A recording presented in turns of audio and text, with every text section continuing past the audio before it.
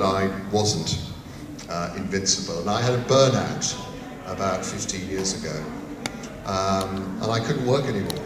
And I got chronic fatigue, ME, and I was exhausted and I was depressed.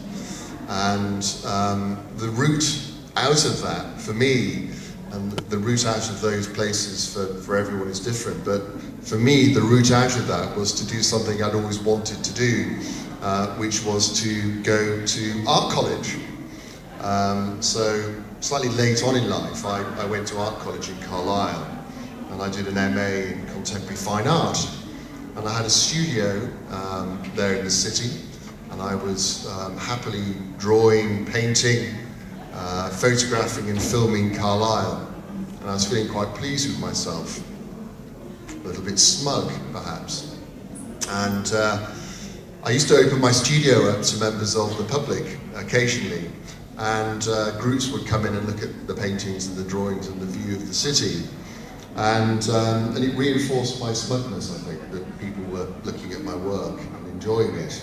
But one day, someone called Edna took me aside, and Edna was an outspoken resident in Carlisle with a fearsome reputation. Took me aside and dragged me into the corner and said, "It's all very well you doing all of these fancy paintings, but you've no idea what people in the city actually think, do you?" And I think at that point her finger was kind of prodding my chest. Do you? And it was a kind of an epiphany for me. I mean, to steal the Whiz logo, it was a light bulb moment.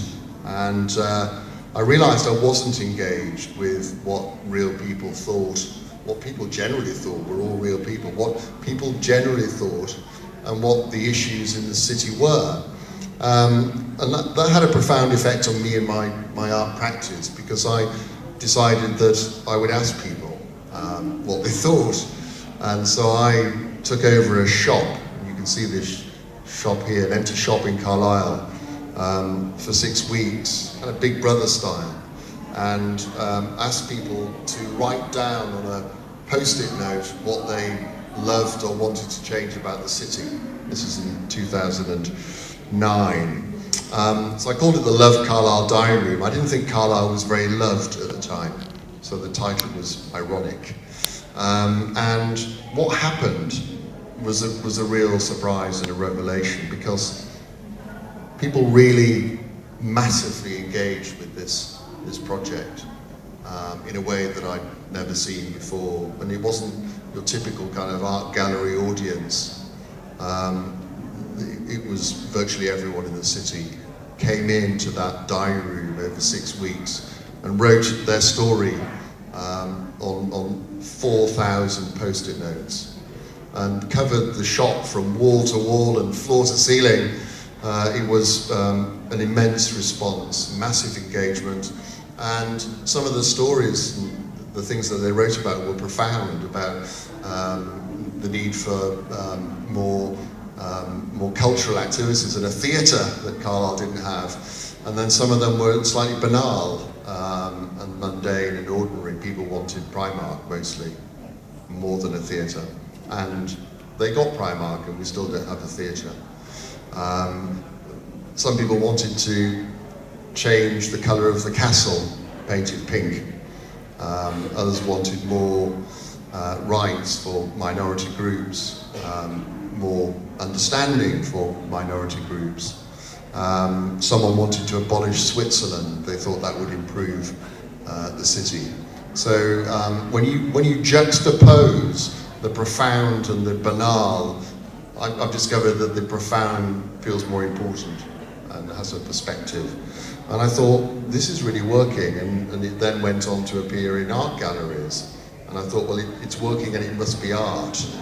And I thought, I also like it. I like doing this. Forget about that painting stuff. I like doing this kind of socially engaged work. So what next? And having been a soldier, I decided that I'd become a war artist and join fuse my passion. So I spent a month on the front line in Afghanistan in 2011 as an official war artist, and I it wasn't a traditional war artist, because I set up 3 diary rooms at the front line. Here's one in a shipping container. And I asked everyone I met, soldiers, civilians, Afghans, Westerners, to write down on a postcard what it was like to be human on the front line. So I was in 3 locations for a month. The army thought it would be amusing, well, not necessarily amusing, but better for the project if they sent me to the 3 most dangerous parts of Helmand. And they didn't tell me that before I got there. So having been in the army for 5 years and then going to Afghanistan as a war artist, I was under fire and bombed more times as a war artist than I ever was as a soldier. But it was really about what is it like to be human on the front line. There wasn't a political agenda to this. And what I discovered, to my amazement, was that there was an incredible engagement with this process by soldiers and civilians. And here's a photograph of a guardsman who's just come off patrol. He's about to go out on patrol. He's got his knee protectors on, so he can kneel for endless hours whilst observing or hiding, I guess. Yet he picks up a pen and a postcard in this dusty base and writes down his story of what it's like to be human on the front line. And the intensity of the concentration really struck me, because I also filmed soldiers fighting and being shot, and I thought they wrote their stories with the same concentration that they fought with, and I thought that was extraordinary. And in the course of that period, I collected about 600 of these stories. Some of the soldiers went on to be killed and blown up, and had life-changing psychological and physical injuries. And so it was a real output, an outlet for people. And some of the stories were incredible. I'll just share one of those with you. There's nothing as powerful as the power of handwriting. And here a soldier writes, "Every day a bang happens, some small, some large, some so big it shakes you in your bed. I didn't know which bang was the one which blew my mate's legs off. Sad day, in shock for most of it. On the ground a few days later, going to live in Afghans' compounds, one next to 2 craters with med kits scattered around the scene, plus blown off bits of uniform in trees. 4 months until I can celebrate surviving. A lot of brews to drink too." And that's a private soldier in 2 Para, 2nd Battalion, the Parachute Regiment. So these stories weren't just personal, and people put their names to them. They were profound and emotional, and could really be any soldier writing at any time in history. And these stories then went on tour into galleries and were published, and went into the media. And in one exhibition in Bournemouth, we asked members of the public to write their response to the stories that they'd read, and this was the public response wall. So in the course of 2 months, about 3,000 or 4,000 handwritten stories in response to the stories from the front line. And that became an extraordinary spectacle in its own right. And I was doing a talk, it's funny how one thing leads to the next. I was doing a talk about this project at the art gallery in Bournemouth, and some people came up to me afterwards and said, "We want to work with you." And I said, "Okay." And they said, "We'll give you our numbers and we'll exchange email addresses, and we'll call you tomorrow." And they were from Bournemouth University. And I thought, fine, give them my phone number, probably never hear from them again. Next morning, professor of Bournemouth University Dementia Institute got in touch, and so began a collaboration using diary rooms in relation to dementia. We called it Don't Mention Dementia, and this involved engaging with members of the public, with carers, with family members, and people living with dementia across Dorset in 2013, 2014, in a very similar way, collecting diary room stories about what it was like to live with dementia. So very different to Battlefields and Love Carlisle, I felt this project was really grounded in some gritty stuff that is a feature of everyday lives across the world. What is dementia really like? And in doing so, we empowered people with dementia who had voices but hadn't been heard. And in writing their stories, there was a profound effect on them. And when these stories were seen in galleries and in exhibitions like this one here, they had a profound effect on people reading them. So the work began to evolve into not just collecting those stories, but then challenging and changing perceptions globally about what it's like, in this case, to live with dementia. And collaboration as well was very important in making this work. So with Bournemouth University, critical, but also with the Alzheimer's Society, with Age UK, you can't just walk into these situations and pretend to have any authority, and matters of confidentiality need to be thought through.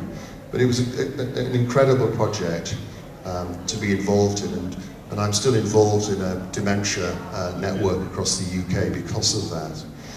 And just to share a couple of these stories from people living with dementia. So since the onset of dementia, my life has changed beyond recognition. There are days when I don't even recognize myself. I feel that my family is suffering as much or more. And Maureen writes, I've been utterly shocked by finding out that I am suffering from dementia, but I have now accepted the fact and will try and live my life as normally as I possibly can. And when you collect hundreds of these stories, you show hundreds of these stories, they have an extraordinary effect on viewers and audiences. So that project still goes on. The Afghanistan project still goes on. It's sitting in a gallery in the northeast of England at Mima, waiting to go to the next gallery location. But for me, I thought, well, what do I do next? And I'm a Cumbrian, so I like mountains. I like the outdoors, and I thought, well, is there a way of combining things here? And I'd long been fascinated by Everest, and particularly a quote by Edmund Hillary, who said that it's not the mountain we conquer, it's ourselves. And I thought there's something interesting about what is it about ourselves that we're trying to conquer by doing these things?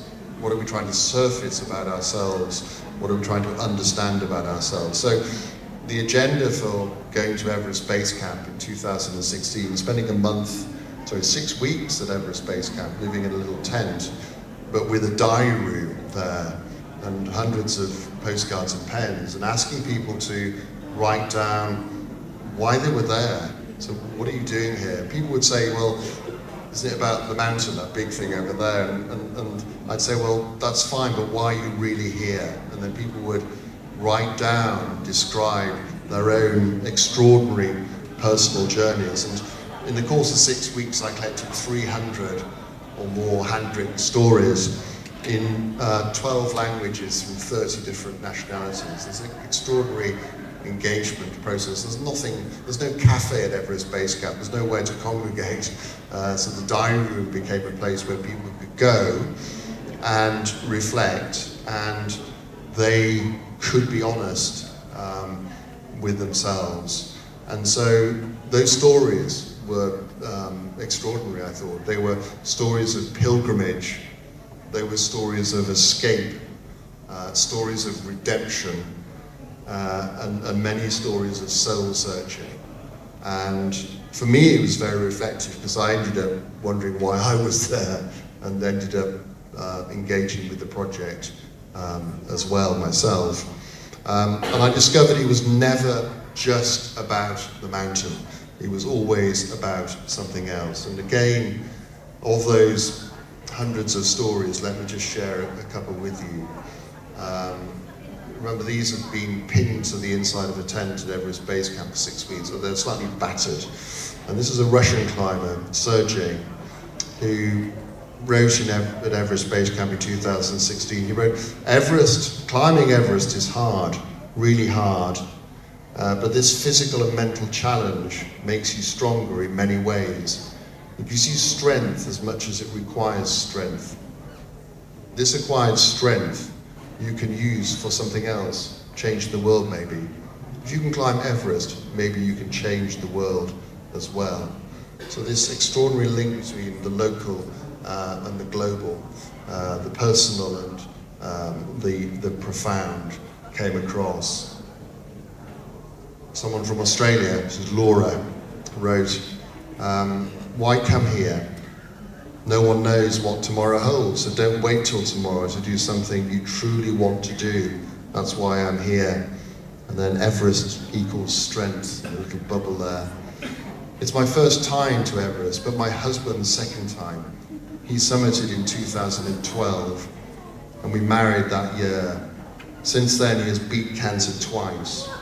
Now in 2016, we are back here together, pushing ourselves further than we thought we could physically and mentally. And again, when you have many hundreds of those, and then you show those many hundreds to members of the public and ask for their response, you get an outpouring of response. And this was in an exhibition in Cumbria last year, where hundreds of people wrote their response to these stories in this circular engagement process. And the public response was really about people's own Everests. Again, it wasn't the mountain necessarily. The mountain became a metaphor, and still is a metaphor for struggle and our own challenges. And here's just one of the responses that members of the public wrote once they'd seen the exhibition. "For some of us, our Everest is just to survive another day and be our best."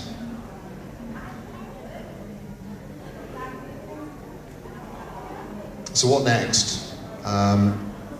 It's been quite a journey getting to this point, and being able to talk about these stories at these WIS events for me is really important. And Gareth and I met about 3 years ago. We were both talking, speaking at an event in a residential care home in Cumbria, and we kind of did our talks, respective talks, and kind of looked across the room and thought, maybe we should talk to each other. And we had similar agendas around collaboration and stories and well-being or being human, and learning. And so that conversation has led to lots of joint ventures and me being able to talk at these events, and now more of a formal partnership where diary rooms can become a tool within the WIS portfolio to help surface issues and stories around what it means to be human. Many of those are coming out over the course of this conference. And at the moment, that collaboration and partnership looks like this. Two areas. One is the next big diary room project for me after Everest is to work with refugees, something I've wanted to do for a long time, particularly when I was at Everest Base Camp, hearing and reading stories about pilgrimage and the sense that we're all on a journey and we're all refugees.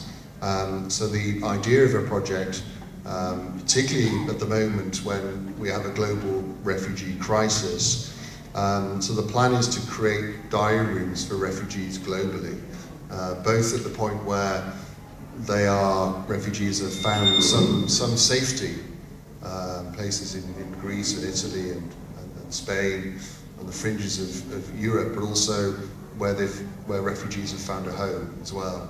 And what we're doing is we're starting with a project in Greece this year, but at the same time also looking at refugee stories from Cumbria. So the global and the local, and combining those, and to help give refugees a voice and enable those stories to be seen globally. So an important element of this is not just the gathering of the stories, but the broadcasting of those stories globally, digitally, so that people anywhere in the world can read them and help shape their understanding of what it's like to be human and be a refugee in this crazy world where everyone is on the move. And the second aspect is around well-being. And as Linda mentioned, we've got a diary room here, kind of hidden around the corner, and I'll point it out. So we're going to start a process. We are starting a process here at this WIS conference of collecting and sharing stories around well-being. So there is a diary room. We have got hundreds of blank postcards. I've got some here. I'm going to hand them out in a moment. We're going to force anyone to write their story. But what would be brilliant would be if everyone here, whether you're part of the organisation of this conference or you're a participant, to write your own unique story of well-being, because we all have a story to tell.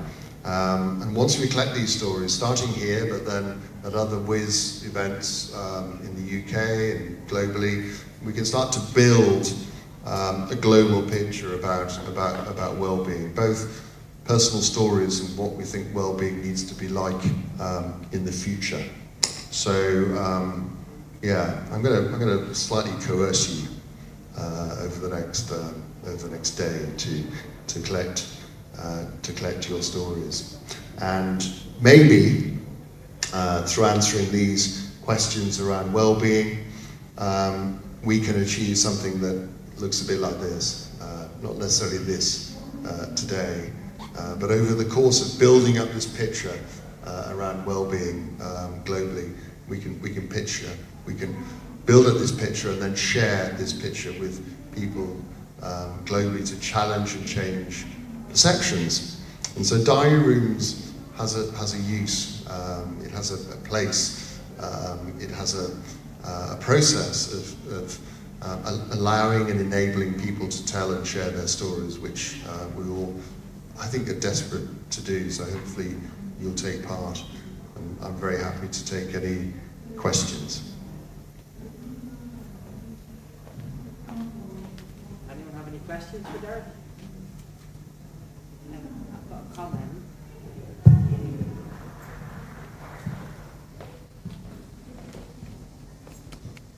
Hiya, Derek. Hello. It's a comment rather than a question. Absolutely brilliant work that you're doing. I'm fascinated by the impact of using people's stories to help us to shape how we design our services going forward. I'm really interested in developing it. I work in substance misuse, drugs and alcohol, but also working closely with the Fleetwood community that you might have heard about earlier, but absolutely brilliant, and thank you very much for sharing. Yeah, pleasure, yeah. And, you know, I think this is how collaborations come about. And, you know, this isn't a unique tool or anything, but I think stories are sometimes shared anecdotally. They aren't always captured.